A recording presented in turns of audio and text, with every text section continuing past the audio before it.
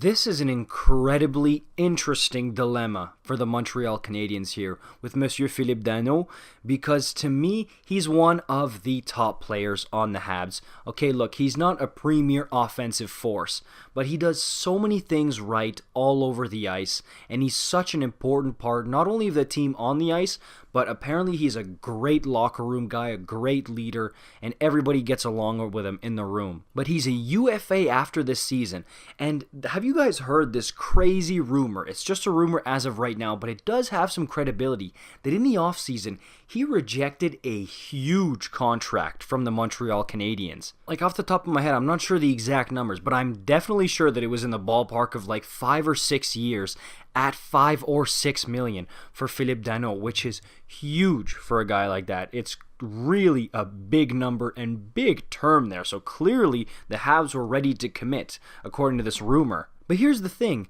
in the NHL, there's always false contract rumors. Like, think of Anthony Duclair in the offseason.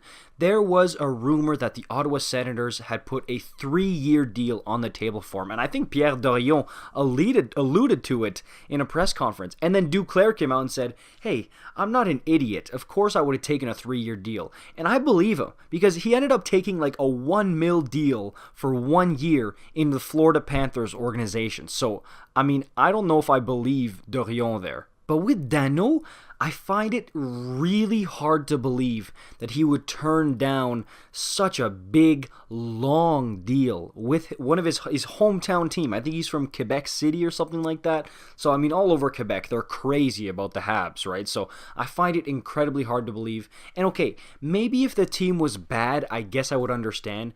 But a team like this on the verge of Stanley Cup contention, and yeah, even if it was in the offseason, they still came off losing in 6 games to a very good Philadelphia Flyers team. I find it really hard to believe that he would turn down that deal. But here is another really interesting part to the soap opera here.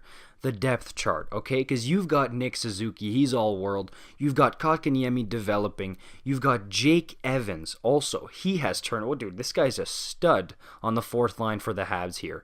So Danault, does he really want to be playing 3rd line minutes in the future there when he could on another team be playing 2nd or 1st line minutes with some teams? So if you're the Bleu, Blanc et Rouge, what do you do with this guy? Because on the one hand, you're thinking, oh my god, Danault, dude, on the open market, he would have a ton of value right now. But then you're also thinking, hey, look, we could be going on a little Stanley Cup run here. And if the Habs go on a Stanley Cup run, trust me, they are going to need Phillip Danault, not just in the face-off circle, but in many, many areas of the game. This guy is a Swiss Army knife. He does everything right. He is very, very valuable. And here is another piece to the puzzle, again even more. Let's say the Habs go on a very deep playoff run. Let's say they go to the Eastern Conference Finals, or they go to the Cup Final, and maybe even win the damn thing. Then does Phillip Danault say, oh my gosh, I am a king in my home province of Quebec, a hometown kid basically, winning a cup or going super far in the playoffs on one of the best Habs teams in decades. Do I really want to leave here? Maybe I'll take some kind of hometown discount and stay here, even though it means I'm most likely going to be on the 3rd line. Because you've got that huge Carey Price contract. You've got that huge Shea Weber contract. Brendan Gallagher just signed a new monster deal. Josh Anderson, big deal. Toffoli, he's not making pennies on the dollar here. He's making some good money. So that's why this is such an interesting predicament for Bergevin, you know what I mean? And okay, look, maybe he comes out tomorrow, he signs for $5 in a paperclip, and look, everybody's happy, kumbaya, right? But this is professional hockey. It's a business at the end of the day, and some tough decisions usually always have to be made. And here's another thing. The Weasley agents. Some of these agents out here are complete weasels, man. Like that guy who posted the picture of Marc-Andre Fleury with a sword in his back. Or even Sam Bennett and Victor Mete's agents coming out last week like, oh, they want to trade. And then both of them through their teams were like, what? No, we don't.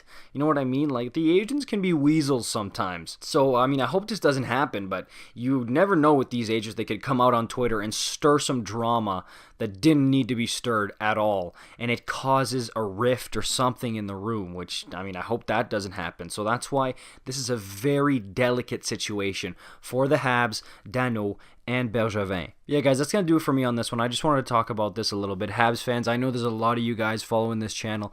Let me know what you think the Habs should do with Phillip Danault. How's this all going to shake down?